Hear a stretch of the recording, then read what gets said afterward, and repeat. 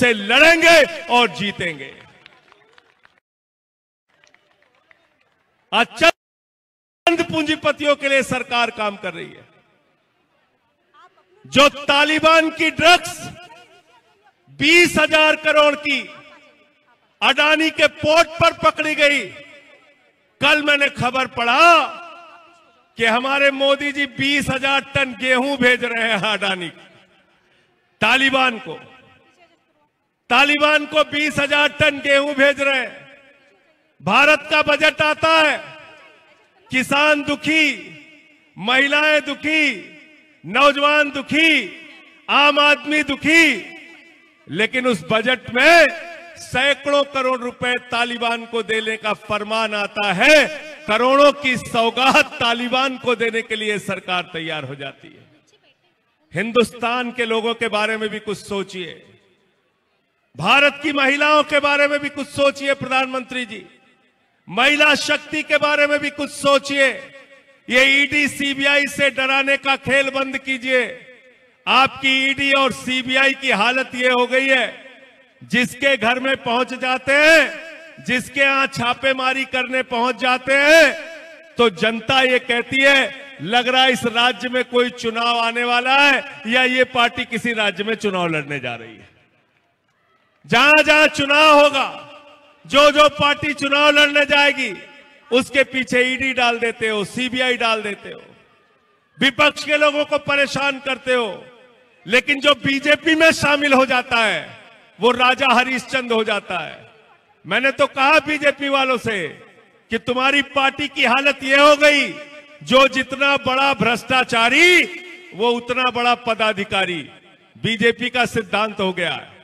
तो इसलिए मैं हृदय की गहराइयों से इस पहल के लिए, इस कोशिश के लिए बधाई देना चाहता हूं कविता जी के लिए कि आपने यहां पर यह धरना रखकर देश को जगाने का काम किया, इस सो रही सरकार को जगाने का काम किया। आम आदमी पार्टी और हमारे नेता अरविंद केजरीवाल जी इस महिला आरक्षण की मांग के साथ हैं और हम लोग पार्लियामेंट में ये दबाव बनाएंगे कि ये बिल लाया जाए और इसको पास कराया जाए, इसमें कोई विलंब न किया जाए। आपका बहुत बहुत धन्यवाद, आपने मुझे यहां बुलाया और अपनी बात कहने का अवसर दिया। बहुत बहुत धन्यवाद संजय सर। आपने सही कहा कि जो आवाज उठाना शुरू करता है, ईडी का शिकंजा उस पर कसना शुरू हो जाता है। पर अब की बार उनका जो पाला है वो महिलाओं से पड़ा है और हम महिलाएं टक्कर लेने में सक्षम हैं। हम हारेंगी नहीं और अपनी लड़ाई को लड़कर ही दम लेंगी। बहुत बहुत धन्यवाद। इसी कड़ी में आगे इनवाइट करना चाहूंगी मुस्कान मैम, प्लीज 2 मिनट के लिए आए और अपने विचार रखें। मुस्कान मैम, इसके बाद शमीम मैम प्लीज तैयार रहें।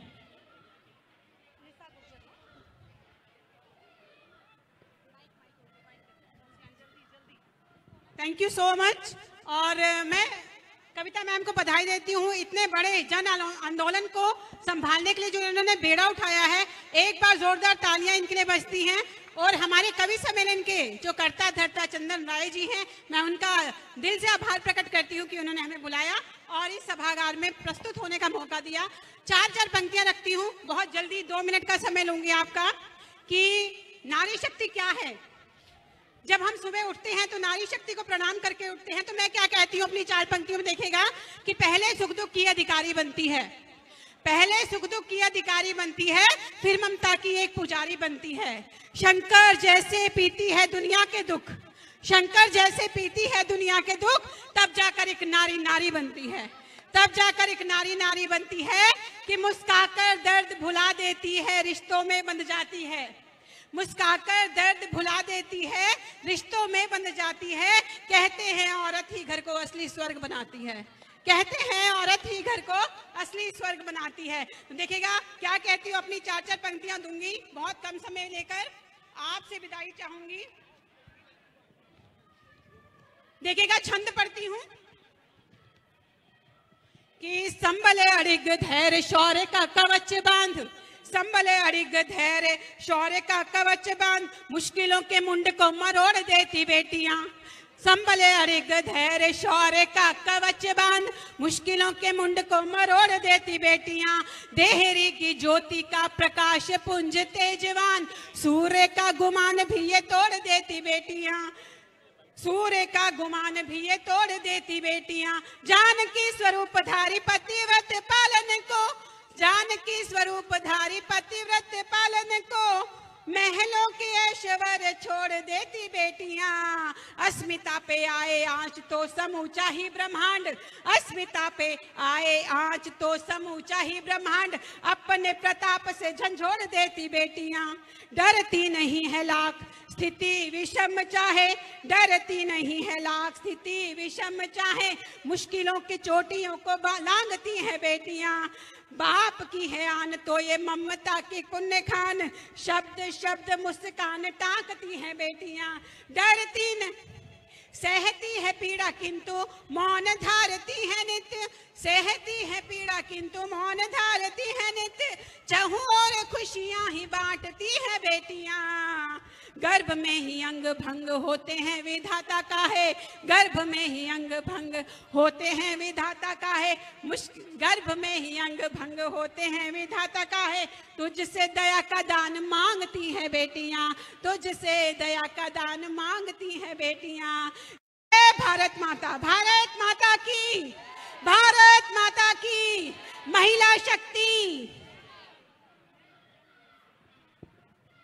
बहुत बहुत धन्यवाद मैम। समय की कमी है और इसी कड़ी में मैम आपको नेक्स्ट प्लीज मैं शमीम मैम को इनवाइट करना चाहूंगी। मैम बहुत दूर से कश्मीर से हमारे सहयोग के लिए यहाँ उपस्थित हुए हैं। मैम का हार्दिक अभिनंदन करते हैं। उनको इनवाइट करना चाहूंगी कि आए और स्टेज पे अपना वक्तव्य रखें।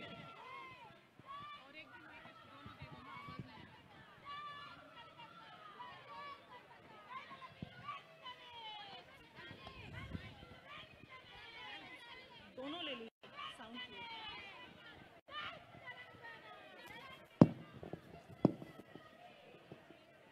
यहाँ पर सबसे पहले मैं यहाँ कुछ पढ़ूंगी, इसका मतलब है कि हम शैतान को दूर करेंगे। औज़ु बिल्लाहि मिनश शैतानिर रजीम, उसके बाद अल्लाह का नाम लेंगे, बिस्मिल्लाहिर्रहमानिर्रहीम।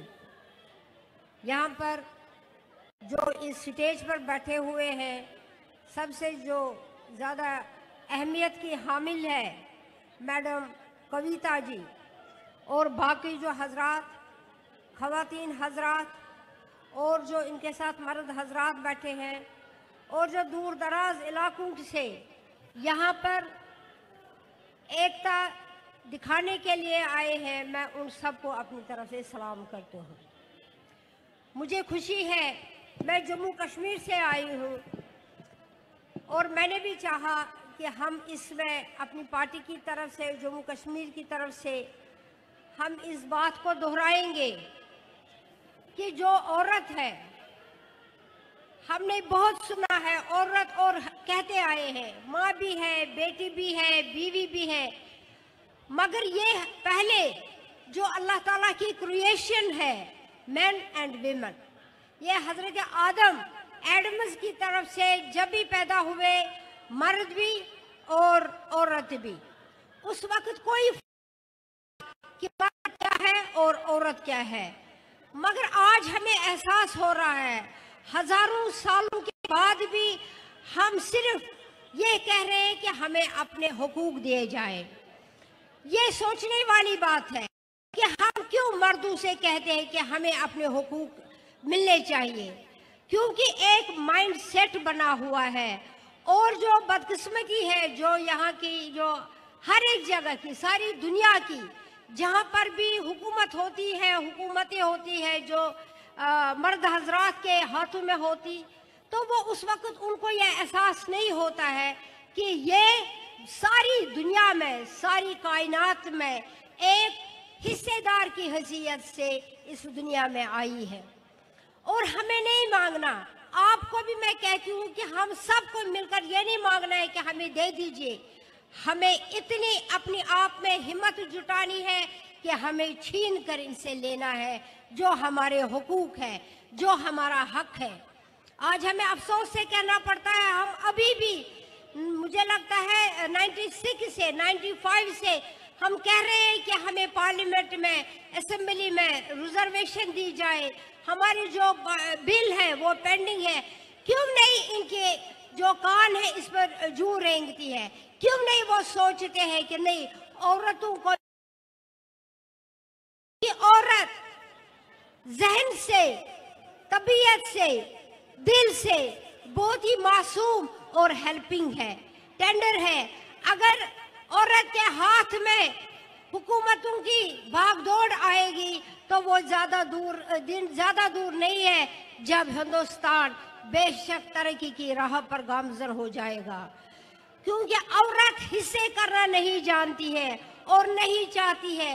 औरत चाहती है कि एक घर में जुट कर रहे, चाहे बाप हो, औलाद हो, सोसाइटी हो, मोहल्ला हो, मुल्क हो, वो चाहती है कि एक होकर हम रह जाए, ताकि सारी कौम प्रोग्रेस करे, ताकि सारा हिंदुस्तान प्रोग्रेस करे और तरक्की की राह पर गामजन हो। मगर ये तभी मुमकिन है जब हमारी औरतें पार्लियामेंट में जाएंगी, जब हमारी औरतों की खपत असेंबली में होगी, जब हम चाहेंगे जहां भी नजर दौड़ाएंगे वहां पे औरत हो, एक पावरफुल औरत हो।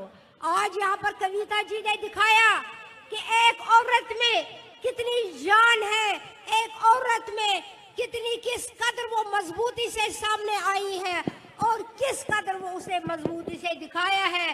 सारे हिंदुस्तान के जो तख्त पर बैठे हैं उनको अपनी डिमांड फिर से उनको याद दिलाया है कि हम औरतें जो है हमें अपना हुकूक मिलना चाहिए, अपने सारे हुकूक मिलने चाहिए।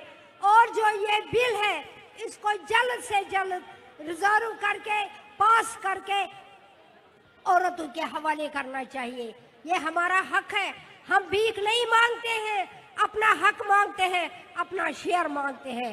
मैं आप सब लोगों को मुबारकबाद देती हूँ जो यहाँ पर आए हैं और उनसे एक गुजारिश करती हूँ कि जहाँ पर भी जाना हो मजबूती से मुकाबला करो, मजबूती से रहो और अपना स्थान जो है वो मजबूत बनाओ, तभी जाके हम आगे बढ़ सकते हैं। हमारी सरकार जब जम्मू कश्मीर में थी, सबसे पहले वहाँ जम्मू कश्मीर नेशनल कॉन्फ्रेंस ने 50% मेडिकल में रिजर्वेशन रखी है। सबसे पहले उन्होंने हमारी जम्मू कश्मीर नेशनल कॉन्फ्रेंस ने पंचायत में 33% रिजर्वेशन की है। इसे घबराना नहीं चाहिए। और मैं यहाँ पर अपनी हुकूमत की जो डॉक्टर फारूक अब्दुल्ला साहब है, उमर अब्दुल्ला साहब है, उनको मुबारकबाद देती हूँ, क्योंकि उन्होंने जब एमएलए से नॉमिनेशन के लिए भी सीटें रखी है, एमएलसी उसके लिए भी नॉमिनेशन के लिए रखी है, लेकिन ये सारे हिंदुस्तान के लिए हमारे लिए काफी नहीं है। बहुत बड़ी बड़ी तालीम याफ्ता लड़के हैं जो तकदीर बदल सकती है, जो कौम की तकदीर बदल सकती है।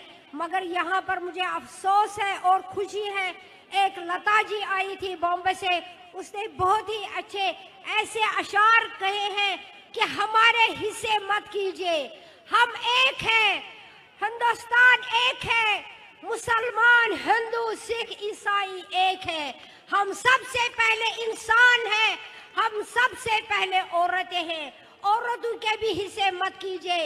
इसमें हिंदू, मुसलमान, सिख, ईसाई नहीं है, वो the best creation of the God है, वो अजमत से भरी हुई है और इस अजमत का एहतराम हिंदुस्तान पे जो तख्त पर बैठे हैं उनको करना चाहिए। शुक्रिया, अस्सलाम वालेकुम। बहुत बहुत धन्यवाद मैम। आज यहाँ पर हमारे साथ अन्य राज्यों के लोग जिस तरह से हमारी एमएलसी कविता अक्का के समर्थन में, इस महिला आरक्षण के समर्थन में अपना सहयोग देकर के हम महिलाओं का प्रोत्साहन बढ़ा रहे हैं, मैं तहे दिल से उन सभी राज्यों के नेताओं को, उन सभी पार्टियों को और उन सभी महिलाओं को हार्दिक अभिनंदन करती हूँ, हार्दिक स्वागत करती हूँ। हमारे बीच डॉक्टर BR अम्बेडकर कमेटी जी के नेशनल प्रेसिडेंट डॉक्टर जेरी पोतला जी यहाँ पर आए हुए हैं। मैं उनका हार्दिक अभिनंदन करती हूँ, सम्मान करती हूँ और उनको आमंत्रित करती हूँ। साथ ही निशा गुर्जर जी नोएडा से यहाँ पर पधारी हुई हैं। मैं उनका भी हार्दिक अभिनंदन करती हूँ, आभार व्यक्त करती हूँ।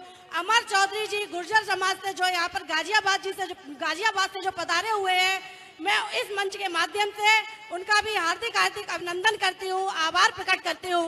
धन्यवाद। चले थे अकेले हम, आगे बढ़े तो काफिला बन गया। उसी काफिले में साथ देने के लिए, शामिल होने के लिए अनेकों ऑर्गेनाइजेशन आज हमारे साथ यहाँ मौजूद हैं। उन्हीं ऑर्गेनाइजेशन आने पर हम हार्दिक अभिनंदन और स्वागत करते हैं। IFAT, इंडियन फेडरेशन ऑफ आप based transport workers, Sarvodaya driver association of Delhi, ये सब हमें समर्थन देने के लिए यहाँ अपनी टीम के साथ पहुंचे हैं। आप सब लोगों का हार्दिक धन्यवाद, आभार। इसी कड़ी में आमंत्रित करना चाहूंगी जया ठाकुर जी को। वो महिलाओं की एक सशक्त आवाज अलग तरीके से उठा रहे हैं। 2 मिनट के लिए मैम आएंगे और उसके बाद नरेश सर प्लीज स्टेज पे आए। सबसे पहले तो मैं कविता जी को धन्यवाद देना चाहूंगी कि उन्होंने तेलंगाना से जो आवाज उठाई है, वो आज से मतलब लगभग 70-75 सालों में किसी एक पुरुष नेता ने भी हिम्मत नहीं कर पाई है इस तरीके से आंदोलन करने की। जो महिलाओं की जो आवाज इन्होंने उठाई है, ये बहुत दूर तक जाएगी और निश्चित रूप से पूरे देश में इसका असर दिखेगा। और ये बहुत दुखद भी है कि हम इतने सालों बाद भी और इतने वादों और इतनी पार्टी के चेंज होने के बाद जो मोदी जी अपने आप के लिए कहते हैं कि हमारे आने के बाद राम राज जाएगा, उनके ही राज्य में महिलाएं सबसे ज्यादा असुरक्षित महसूस करती हैं। जहां उनके अधिकारों का हनन होता है, उनकी खुद की पार्टीज में उन्हें टिकट नहीं दी जाते। तो ये लड़ाई जो कविता जी लड़ रही हैं, वो सिर्फ अपने लिए नहीं लड़ रही हैं, हर उस पार्टी की महिलाओं के लिए लड़ रही हैं जो आज इस देश में किसी भी पार्टी में काम कर रही हैं, या हर उस महिला की लड़ाई है जो अपने स्तर पर संघर्ष करती है, अपने परिवार में सबसे पहले तो लड़ाई लड़ती है और अपनी शिक्षा हासिल करती है। क्योंकि आज भी हमारा जो भारत का 90% पॉपुलेशन है, वो उतनी ज्यादा पढ़ी लिखी नहीं है। जहां घर में 2 बच्चे होते हैं तो लोग कोशिश करते हैं कि बेटे को पढ़ाया जाए और बेटी को छोड़ दिया जाए। ऐसे देश में बहुत आवश्यक है कि महिला आरक्षण बिल लाया जाए, जिससे उनके अधिकारों को हम सुरक्षित कर सकें। जब तक महिलाओं की उपस्थिति नहीं होगी, चाहे वो लोकसभा हो, राज्यसभा हो या कोई भी दफ्तर या स्कूल कॉलेज, तब तक निश्चित रूप से हम पूर्ण विकास की कल्पना नहीं कर सकते हैं। और इस चीज को लोग बखूबी समझते हैं, पर कहीं ना कहीं उसको दबाने के लिए कि उन्हें आगे ना आने दिया जाए, कहीं ना कहीं उनसे काम पूरा करवाया जाता है। लेकिन जब बात आती है उन्हें उनका हक देने की, उन्हें उस काम की वैल्यू कराने की, तब उन्हें कहीं ना कहीं दूर हटा दिया जाता है। तो अगर ये बिल पास होता है तो निश्चित रूप से हमारे देश में बहुत बड़ा चेंज आएगा। और मैं कांग्रेस से बिलोंग करती हूँ, कांग्रेस की जनरल सेक्रेटरी हूँ, और मैं इस मंच से ऐलान करती हूँ कि जब भी इस पे बहस छिड़ेगी तो मैं अपनी पार्टी की तरफ से ये एश्योर करती हूँ कि हमारी पार्टी इस बिल का समर्थन करेगी। और पहले भी कांग्रेस पार्टी के लोग इस आवाज को उठाते रहे हैं कि आप महिला बिल लाइए। राहुल जी भी बोलते रहे हैं और प्रियंका जी, सोनिया जी, सभी ने कहा है कि आप महिला बिल लाइए और हम उसका समर्थन करेंगे। पर मुद्दा ये है कि ये सरकार आखिर इस बिल को लाने से क्यों बच रही है? कहीं ना कहीं ये हिडन एजेंडा है महिलाओं को उनके अधिकारों से दूर रखने का। उसके साथ ही साथ मैंने एक पिटीशन दायर करी थी जिसमें हमने मांग करी थी कि एक सैनिटरी पैड, जो एक बेसिक जरूरत होती है हर बच्ची की और महिला की, वो भी ये सरकार उन्हें प्रोवाइड नहीं करा पाते। हम जानते हैं कि आज भी एज अ डॉक्टर, क्योंकि मैं डॉक्टर हूं तो मैं इस चीज को समझती हूँ कि किस तरीके से जब तक हमारी बहनें और बच्चियां बहुत ज्यादा बीमार नहीं हो जाती हैं, तब तक उन्हें गायने के पास नहीं ले जाया जाता है। और वुमेन्स की सबसे ज्यादा जो बीमारियां जो जुड़ी हैं वो कहीं ना कहीं यूट्रस से जुड़ी होती हैं। तो मैंने इस एक बेसिक नीड के लिए मैंने एक पिटीशन दायर करी है कि सरकार की तरफ से कम 6वीं से लेकर 12वीं तक की छात्राओं के लिए ये फ्री दी जाए। और मैं इस मंच से मोदी जी से इस चीज के लिए अपील करती हूँ कि आप प्लीज इस चीज को समझें, बिना पॉलिटिकल इश्यू के। ये महिलाओं की सेहत की और स्वास्थ्य की बात है, जो हम बहुत ज्यादा इन चीजों से बचते हैं क्योंकि ये कहीं ना कहीं एक टैबू बना हुआ है। लेकिन इन चीजों को तोड़ते हुए अगर हम इस पे काम करते हैं तो निश्चित रूप से हम अपनी महिलाओं को और बच्चियों को स्वस्थ और सुरक्षित जीवन दे सकेंगे। धन्यवाद। बहुत बहुत धन्यवाद मैम। इसी कड़ी में आगे बुलाना चाहूंगी नरेश गुर्जर जी, प्लीज आइए और अपनी वाणी से हम लोगों को कृतार्थ कीजिए।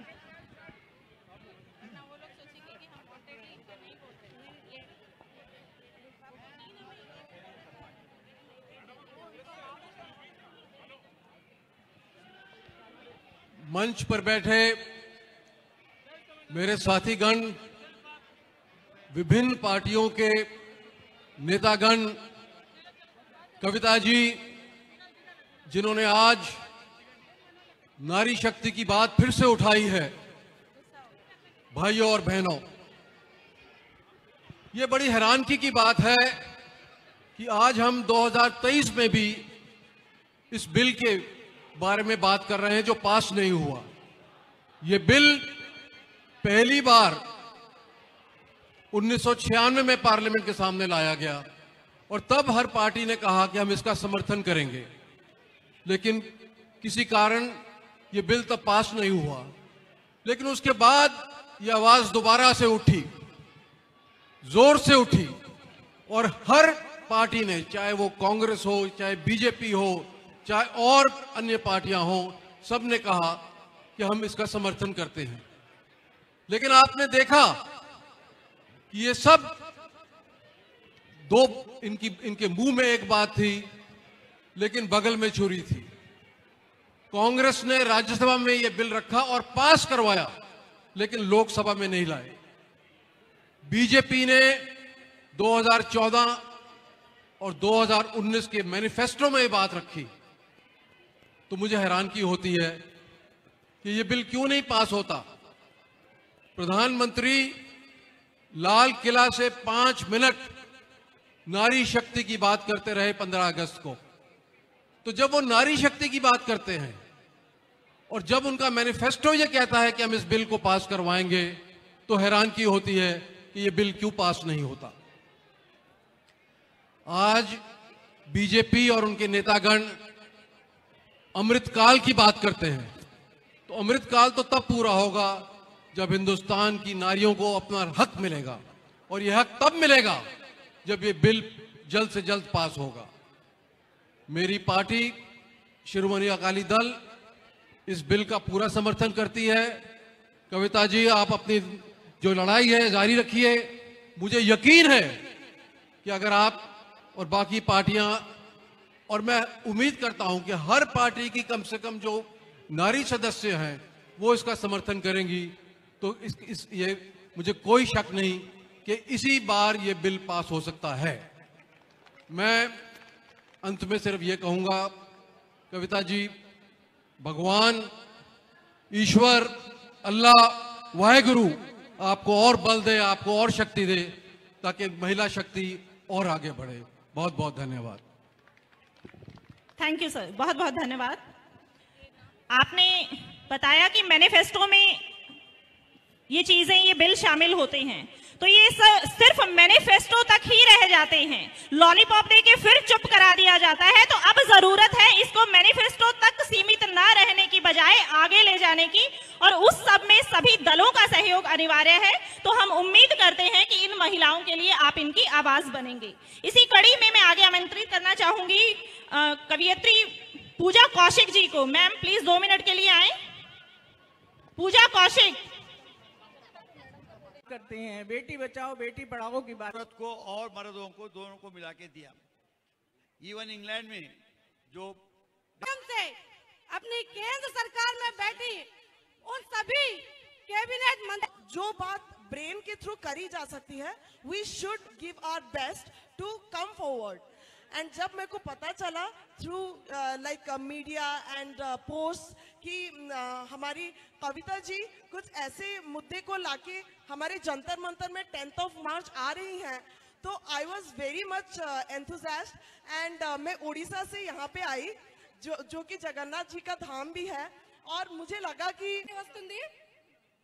నిన్న ఉమెన్స్ డే సందర్భంగా మా ముఖ్యమంత్రి గారు आज का मुद्दा, आज का इश्यू यही, प्रीवियसली टू गवर्नमेंट, आज का मुद्दा, आज का इश्यू यही है। सारे पार्टी तो बोलते हैं, कोई कदम आगे बढ़ा के करते नहीं है। तो यहाँ इस मंच से हम सारे राजनीतिक दलों से रिक्वेस्ट यही करेंगे, इस सरकार को पूरी बहुमत है, ये पूरे बहुमत वाले सरकार चाहेगी तो 2 घंटों में ये बिल पास कर सकती है। सिर्फ मंशा होनी चाहिए, बस बिल पारित हो जाएगा। तो सारे दलों से मैं ये रिक्वेस्ट करती हूँ, आने वाले सत्र 13 तारीख से शुरू हो रहा है।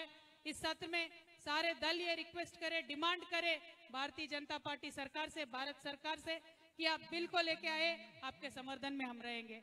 अगर सारे दल एक होके पूछेंगे तो फिर गलती तो भारत सरकार की होगी, लेकिन पूछने के लिए जितने भी आज यहाँ पे आए हैं उनका धन्यवाद हम महिलाओं की तरफ से करते हैं और आपसे रिक्वेस्ट करते हैं कि ये सत्र में आप प्रेशर करें।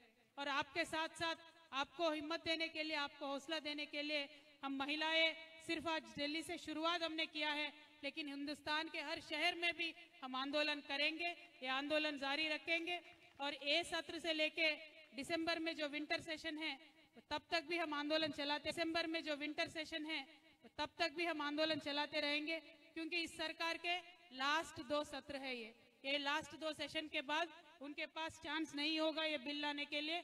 तो ये 2 सत्र में बिल लाने के लिए हम उनसे डिमांड करते हैं।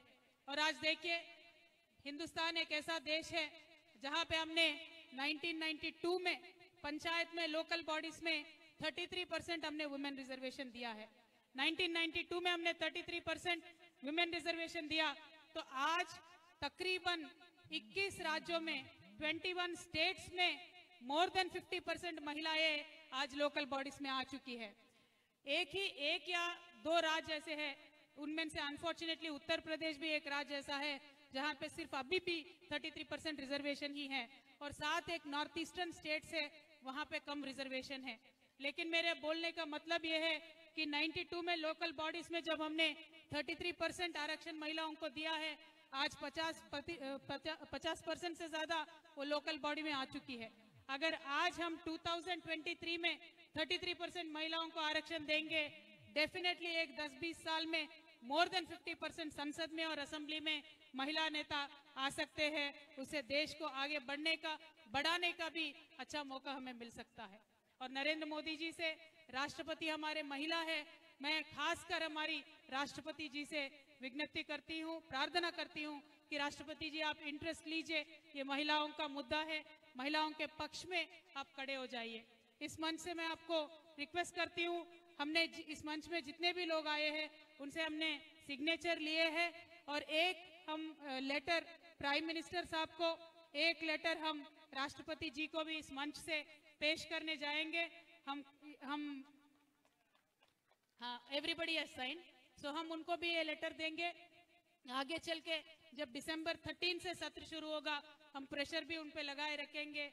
तो ये तो शुरुआत है, जैसे बोलते हैं एक छोटा चिंगारी है, आज शुरू हो गया है, ये बढ़ेगा, जरूर बढ़ेगा। ये तब तक खत्म नहीं होगा जब तक महिला आरक्षण हिंदुस्तान में हम पाकर रहेंगे।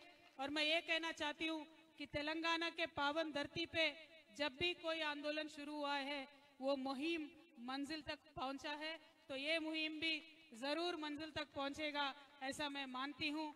और यहाँ आज दिल्ली में सारे प्रदेशों से इतने बड़ी तादाद में हमें मदद मिली है, खासकर हमारी एमसी सुमन हुडा का मैं बहुत बहुत धन्यवाद देना चाहती हूँ। सुबह 10 बजे से लेकर 4 बजे तक आपने बहुत अच्छे से ये पूरा प्रोग्राम चलाया है, सबका सपोर्ट जुटाया है, किसी का दिल ना दुखाते हुए आपने सारा कार्यक्रम चलाया है।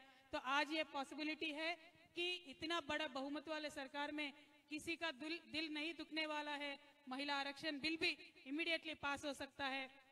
तो ये पास करने का डिमांड मैं एक और बार करते हुए आप सबका धन्यवाद देती हूँ। Thank you so much. जय तेलंगाना, जय भारत, जय भारत।